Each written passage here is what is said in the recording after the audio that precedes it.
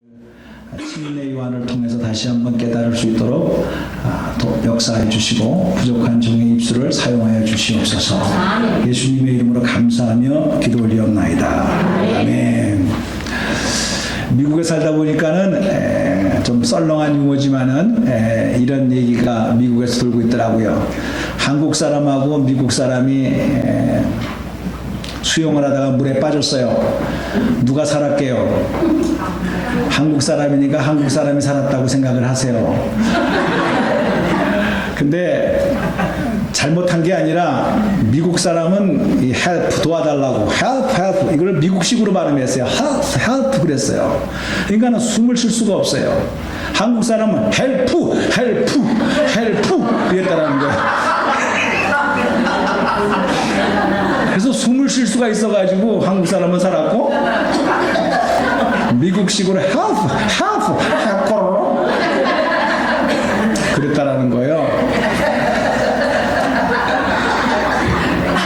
그래서 여러분들이 미국 썰렁한 유머인데 하여튼 그런 게 있고, 예수님은 흥하고 나는 쇠하고 라는 제목에서 한국이 50년 전만 하더라도 참 못 살았는데 왜 이렇게 한국이 잘 살게 되어졌느냐라고 썰렁한 유머가 증명되지 않는 유머가 한국에서 돌고 있는데, 옛날에 여러분 아시는 바와 같이 요즘 아이들은 코 흘리는 게 없습니다. 근데 옛날에는 그렇게 코를 많이 흘렸습니다.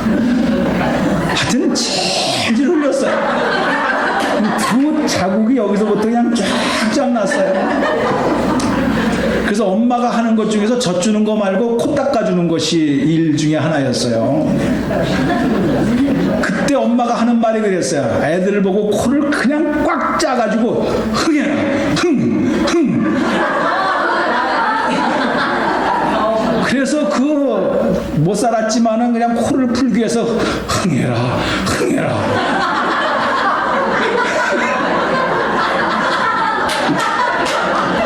얼마나 그런 말을 많이 듣고 우리 어린아이들이 자랐는지 잘 살아가게 되어졌다는 거예요. 흥해라. 그런 검증되지 않는 소문이 대한민국에서 퍼져서 우리나라가 지금 잘 살게 됐다. 이렇게 이제 뜬 소문이 나고 있습니다. 오늘 말씀을 준비하면서 저는 여러분들에게 물어보겠습니다. 예수님은 흥하고 나는 쇠한다라는 참 반갑지 않은 말인 것 같은데, 이렇게 하면 어떨까요? 나는 흥하고 예수님은 쇠하고. 그러기를 원하시는 무슨 공식적으로는 손 안 드죠. 그러면 예수님은 흥하고 나는 쇠해야 된다. 손 드시고 거기에 찬성하시는 거 살짝.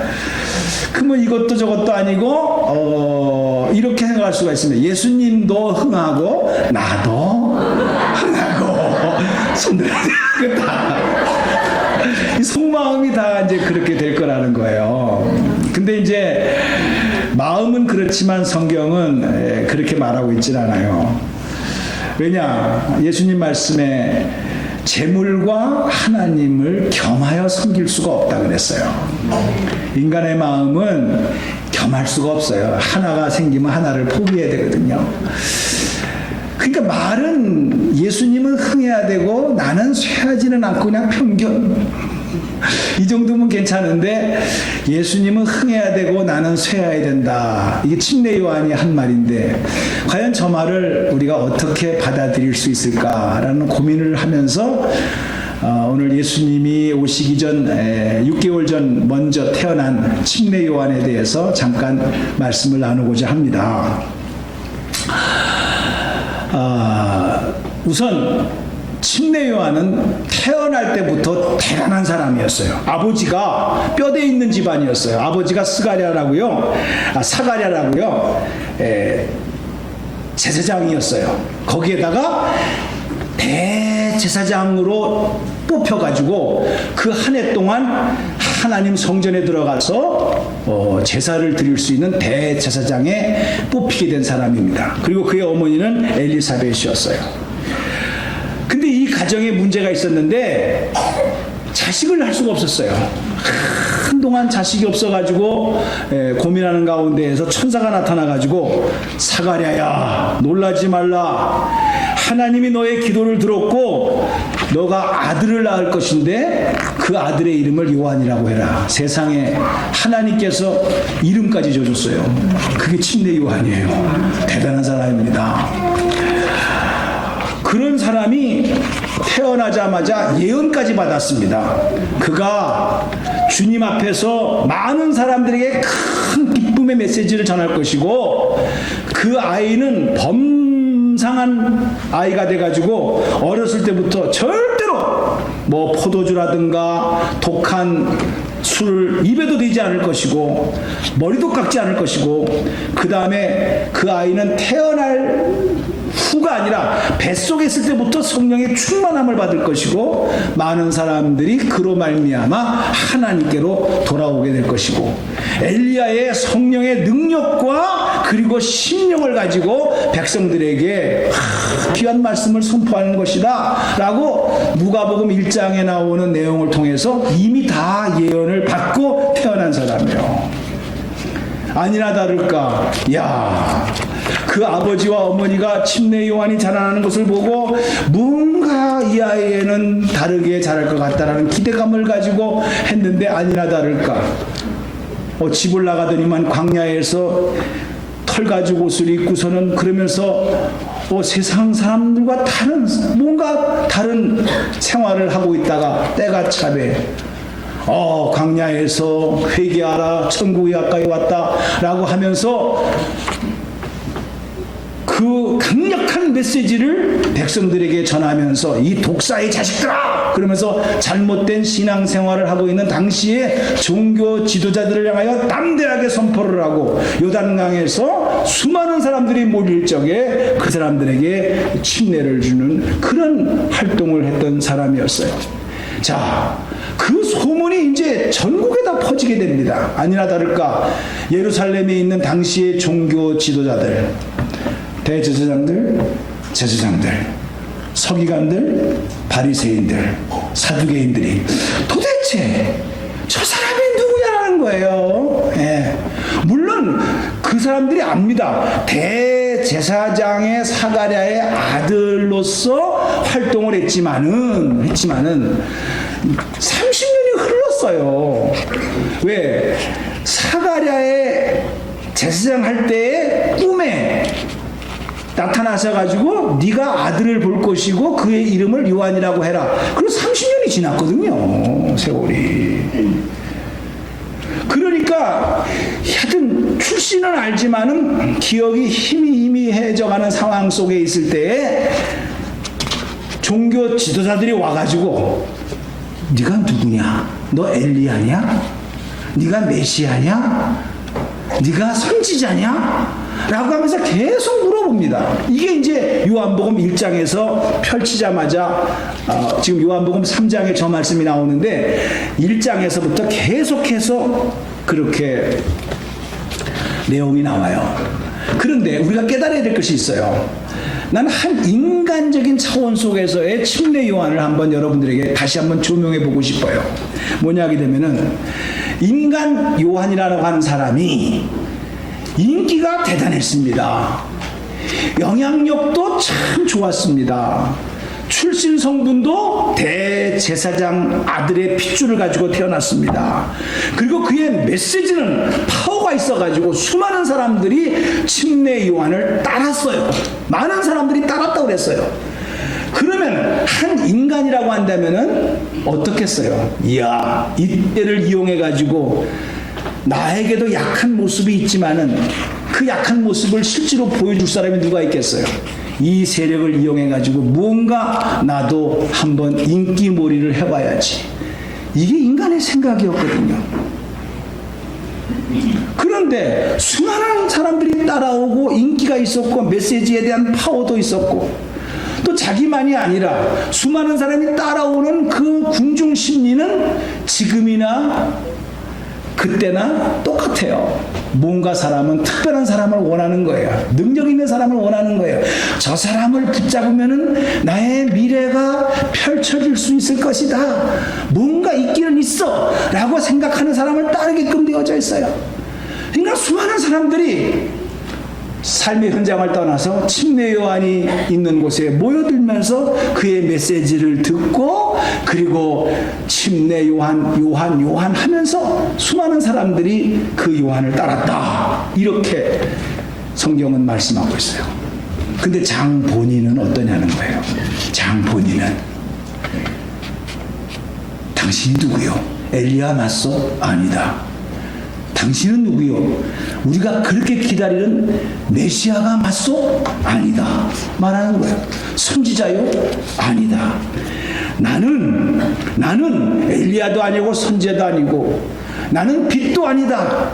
나는 오실 그분을 증거해야 될 사람이다.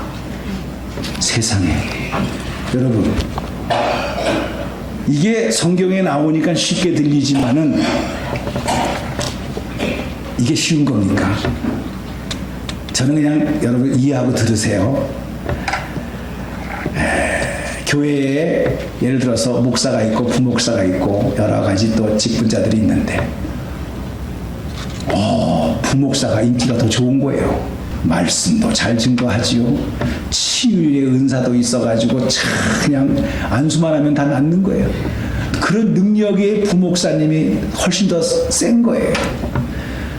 그러니까 성도님들이 부목사님 당신이야말로 진짜 목사님이다 라고 막 추켜 세우는 거예요. 인기가 하늘 높은 줄 모르고 올라가는 거예요. 당신은 누구요?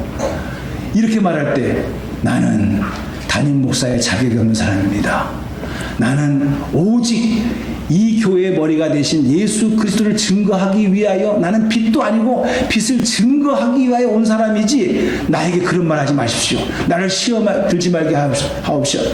시험에 들지 않게 하주세요. 이렇게 말할 사람이 누가 있겠어요? 그 인기를 몰아 어떤 사람이 개척교회 합시다. 그러면 당장 개척교회 할 사람들이에요. 그게 인간의 마음이라는 거예요. 근데 침례 요한은 사람들이 자기에 대해서 관심을 가지고 오는 것에 대해서 전혀 신경을 쓰질 않았어요.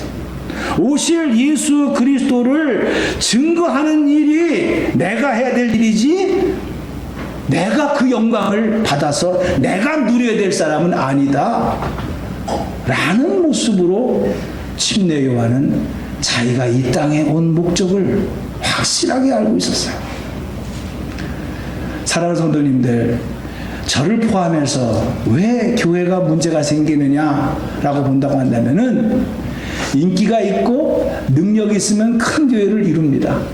근데 왜 큰 교회가 문제가 생깁니까? 그거는 큰 교회는 맞는데 능력이 있는 것은 맞는데 말씀을 잘 증거하는 것은 맞는데 막상 있어야 될 예수님이 없으세요.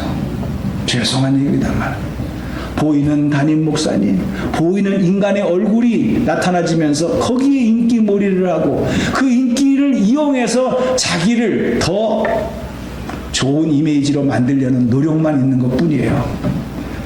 심각합니다. 오늘날 우리 교회에 진짜 예수님이 계시는가?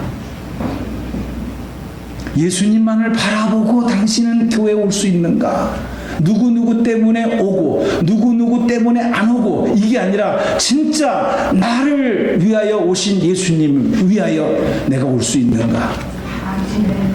이런 다짐이 오늘 주님의 계절에 다시 한번 생각해 볼 필요가 있다는 사실입니다. 그러면서 침례 요한은 그렇게만 얘기할 것이 아니라 이렇게 말합니다. 나는 이사야 선지자가 700년 전에 이미 예견한 것처럼 주님의 길을 곧게 하기 위하여 광야에서 외치는 소리다 라고 그렇게 말씀을 합니다. 나는 광야의 소리지 내 자신 자체가 나타나서는 안 된다 라는 얘기입니다. 이 말은 배경이 있습니다. 우리나라하고 문화가 비슷합니다. 뭐냐게 되면은 옛날에 이제 대감이라든가 큰 양반이 길을 걸어가게 되게 되면은 앞에 있는 집사가 물러거라 대원이 대감이 나가신다. 그러면 길을 비키는 거죠. 그렇게 소리를 질러서 길을 트는 거예요. 이게 소리라는 거예요. 침례 요한이 하는 말이 나는 주님의 길을 예비하기 위하여 온 광야의 소리라는 거예요. 소리는 지금 이렇게 들릴 때는 들리지만 금방 사라지게끔 되어져 있는 게 소리입니다. 바로 그거예요. 그 역할을 자기는 한다라는 거예요. 나에게 초점을 맞추지 마라. 내가 관심을 둘 수 있는 분은 오직 예수 그리스도시지 인간 내 자신이 아니다 라고 하는, 그분은 흥하여야 되겠고 나는 쇠하여야 된다라고 하는 그 하나님의 계획 가운데에서 나의 삶, 나의 자세가 흐트러짐이 없어요. 요한복음 1장 8절에는 나는 빛이 아니라 빛에 대하여 증거하러 온 자라 라고 분명한 말씀을 하시면서 오늘 본문 말씀 요한복음 3장 30절에는 그는 흥하여야 되겠고 나는 쇠하여야 된다 라는 차원의 얘기가 여기서 나온다라는 거죠. 여러분, 우리가 인간적으로 생각할 적에 예수님은 흥하고 나는 쇠하여야 된다는 말이 그렇게 반가운 소식이 아닙니다. 그런데 그분이 흥할 때 그분 안에 있을 때만 가능하게 될 수 있는 일이 있는데, 예수님께서 침례 요한을 향하여 하시는 말씀 중에 가장 축복된 말씀이 뭔지 아세요? 여자가 난 자 중에서 가장 훌륭한 사람이 침례 요한이었다는 거예요. 그래서 어느 목사님이 자기가 죽어서 만일에 하나님께서 천국에 가게 한다면은 물어볼 질문이 있는데 두 사람을 꼭 만나고 싶대요. 두 사람을. 그 중에 한 사람이 뭐냐 하게 되면은 침례 요한이라는 거예요. 당신이 그렇게 인기가 많았고 그렇게 메시지도 좋고 그리고 대제사장의 가문에서 태어나가지고 혈통도 좋은 그 사람이 어떻게 당신을 비우고 존귀하신 주님만을 높일 수가 있었어?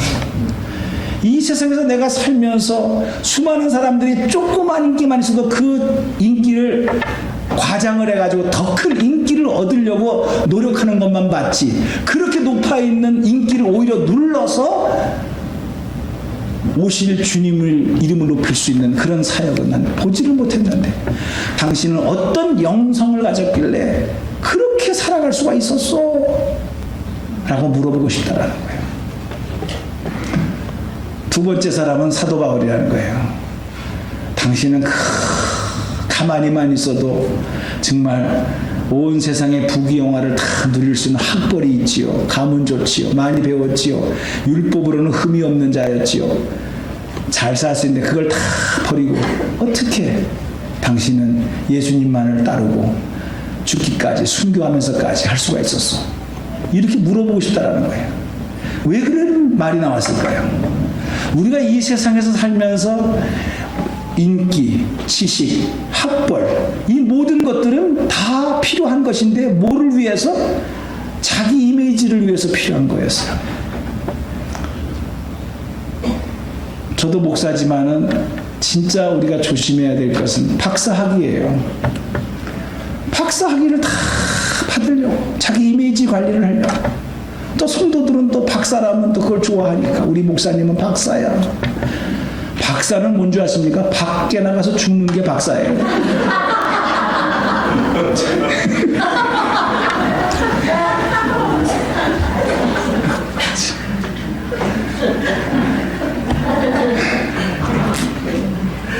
석사는 뭔지 아세요? 돌에 맞아서 죽는 게 석사예요.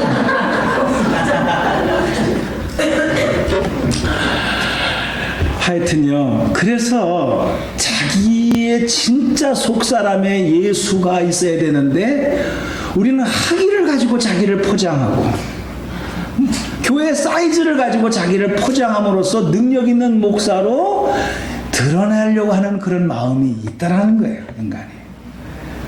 근데 그건 쇠하여지고 진짜 예수님만이 흥할 수 있는 그런 마음의 영성을 가진 그 모습이 찾기가 좀 힘들어요. 그래서 참 제가 이 말씀 준비하면서 야, 우리가 이 주님의 계절에 주님으로부터 복받아서 난 이렇게 행복합니다. 주님으로 복받아서 이렇게 내가 잘 삽니다. 이래서 뭐 내가 이렇게 합니다. 이게 아니라 나는 망해도 좋은데 주님이 주님답게 드러나지는 이런 계절이 내 마음속에 이루어지기를 원합니다. 아멘. 이런 복된 마음이 되기를 주님의 이름으로 축복합니다. 아멘. 마지막으로 한 가지 더 이제 생각해야 될 것은 이겁니다. 예수님이 흥해야 되고 내가 쇠해야 된다라는 그 말씀 속에서 예수님이 흥할 수 있는 비법이 있더라고요. 이거는 뭐 특별한 걸 가르쳐 드리는 것이 아니라 여러분들이 이 세상을 살면서 가장 힘들어하는 것들이 여러 가지의 짐들이 영적으로 우리를 누르고 있기 때문입니다. 현실적으로 사업을 하시는 분들은 참 이게 사업이라고 하는 짐이 돈이 돌아가야 되는데 이게 돌아가지 않을 때 참 힘듭니다. 물론 다 잘 되려고 하는 것이지만은 사업이 안 되고 돈이 안 돌아갈 때는 그것 때문에 무거운 짐이 돼서 잠을 못 잡니다. 개인도 마찬가지입니다. 여러 가지로 뭐 부동산 있는 분들은 요즘 뭐 이제 프로퍼티 텍스를 내야 되고 또 분기별로 텍스를 내시는 분들은 또 4분기 텍스를 또 인컴 텍스를 내야 되고 이런 것들이 이제 주어진 환경 속에서 돌아가면 괜찮은데 안 돌아가게 될 때 힘들다 합니다. 마이너스 통장도 갖게 되고 크레딧 카드를 또 긁기도 합니다. 그리고 또 짐이 뭡니까? 질병이 들었을 때 참 아파 보니까 이게 뭐 말도 못하는 거고요. 참 이게 무거운 짐이더라고요. 아픈 게 어떡합니까? 고통이 오는 걸 어떡합니까?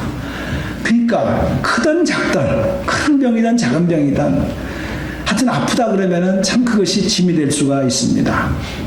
또 우리가 자녀를 키워보지만은 오늘도 잠언 27장에서 주시는 말씀입니다만은 자녀가 잘 됐다고 하더라도 자랑할 거 없다 그랬어요. 자랑할 거 없어요. 무슨 일이 생길는지 모르는 거예요. 잠언의 말씀이 그거였어요. 좋은 일이 있다고 자랑하지 마라. 네가 오늘 하루 안에 무슨 일이 생길지 모르는데 네가 그걸 가지고 자랑한다고 그게 지혜로운 행동이 아니다라는 것이죠. 그런데도 자식이 잘못됐을 경우에 말도 못하고 그렇다고 포기할 수도 없고 끙끙 앓으면서 그것이 큰 짐이 되는 모습을 바라보게 됩니다. 자식이 아니더라도 사람과의 관계에서 오해가 생기고 작은 갈등이 생길 때 그거 잠 못 잡니다. 답답도 하고 그래서 그게 짐이 되어져서 힘들어합니다. 이런 여러 가지의 짐들, 사업의 짐들, 경제적인 것들, 육체의 질병의 짐, 자녀들을 놓고 고민하는 짐들, 사람과의 관계성 속에서 오해와 갈등 속에서 생기는 짐들, 여러 가지 짐이 있는데 그 짐보다 더 중요하고 더 무거운 짐이 있어요. 그거 다 합쳐놓은 것보다 더 무거운 짐이 있어요. 그걸 성경이 뭐라고 말하느냐? 죄의 짐이라고 해요. 이게 현실적으로 안 다가오는 것은 우리가 느끼지 못해서 그렇지 하나님 입장에서 볼 적에는요. 이 죄의 짐이 최고로 무거운 것이고 이 죄의 짐을 해결할 수 있는 사람은 이 세상에 아무도 없다라고 성경이 말씀하고 있습니다. 이건 하나님이 해결해 주시는 거예요.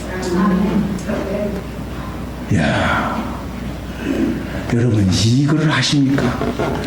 우리는 진짜 해결해야 될 죄의 짐, 나 스스로 해결할 수도 없는 죄의 짐.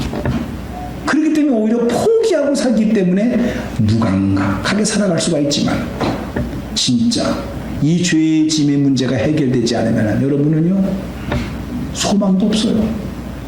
죽으면 끝나는 거예요. 죽으면 끝날 거예요? 또?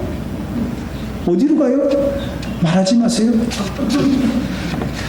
그 문제를 해결할 수 있는 길은 하나님밖에 없는데 그래서 하나님께서 이 땅에 예수님을 보내주신 것이 이 성탄절인데 여러분들이요 우리가 한번 깊게 생각해야 됩니다. 예수님은 하나님이 그 계획을 하시고 이 땅에 인간의 몸으로 오신 것만도 얼마나 큰 부담이겠어요. 한국에 있는 손녀딸이 와가지고 그래서 지금 놀고 있는데 가만히 안 있어 이놈이. 내가 어른이라서요 그냥 안아만 주기만 하는데 그놈이 하는 대로 내가 한번 해봤어요. 기어갈 때 같이 기어가 보고요, 뒹굴 때 한번 같이 뒹굴어 보고 무지 힘들어요. 그놈은 뼈가 부드러워서 잘도 굴른다 하면 우두둑 소리가 나면서 굴르고요, 같은 인간끼리라도 나이 차이에 의해서 그놈은 잘 굴르는데 나는 못 굴르고, 하여튼 가만히 안 있는 거야. 우리는 가만히 있어야 돼요. 우리는 그렇게 못 움직여요. 같은 인간끼리라도 그렇게 힘든데 하나님이 인간에 대해서 오신 것에 대해서 어떻게 생각하십니까? 얼마나 그분은 불편했을까? 얼마나 그분은 답답했을까? 하늘나라 얘기를 그렇게 얘기해서도 알아듣는 사람이 없다니까. 그 마음을 한번 헤아려 보세요. 그분이 하나님의 오직 그 뜻을 이루기 위해서 정말 죽기까지 복종하셔서 십자가상에서 이루시고 성령의 능력으로 3일 만에 부활하셔서 모든 일을 다 이루었다라고 하셨는데, 이루어 놓으면 뭐해? 믿어야지. 이 우매한 백성들이 그 사실을 믿어야지. 그러니까 예수님은 그 모든 일을 이루신 것이 흥하여야 되려면은 우리가 그 사실을 믿어야 되고, 믿기 전에 반드시 우리가 해야 될 것은 I am sinner, 내가 죄인이로구나 라는 사실을 인정하고 회개, repent, 이게 반드시 있어야 된다는 것을 믿으시기 바랍니다. 그러기에 우리가 이 크리스마스 이 성탄절에 가장 우리가 신경 써야 될 것은 무엇이냐? 크리스마스 추리를 만든다거나 음식을 한다거나 전야제에서 뭐 찬송을 부른다거나 다 좋은데 먼저 당신이 진짜 그분이 이 땅에 오셔서 하신 일을 이루기 위하여 죄의 짐을 해결하기 위하여 오신 그 사실을 받아들이고 repent. 아멘. 내 속에 가지고 있는 이 죄 때문에 주님이 주셨구나, 돌아가셨구나, 이것에 대한 나의 회개와 진정한 내 마음의 깨달음이 있을 때 예수님은 흥하고 진정한 성탄절이 될 줄로 믿습니다. 이게 우리가 맞아야 될 우리의 진짜의 마음이라는 거죠. 여기서 한 단계만 더 들어간다고 한다면은, 우리가 리펜트하게 되면은 후회하는 것이 있고 회개하는 것이 있는데, 두 가지 같이 포함되어져 있는 것이 리펜트입니다. 그러나 후회한다, 회개한다 비슷한 말 같지만, 후회라고 하는 것은 회개와 다른 뜻입니다. 후회는 지나간 과거를 돌아보고 아이고 잘못했네 하고 통탄하는 모습을 후회하는 겁니다. 그러나 회개는 똑같습니다. 과거에 잘못한 것을 생각하고 잘못했구나, 그러면 나의 미래는 어떻게 해야 좋은 열매를 맺을 수 있을까 라고 결단하면서 새로운 길을 찾는 것이 회개입니다. 근데 우리는 찡 하고 만다니까. 잘못했구나, 어떻게 하면 좋을까, 이걸 회개로 한다니까. 아무 의미가 없습니다. 대학교 떨어지고 난 다음에 과거에 공부를 좀 더 많이 할 걸.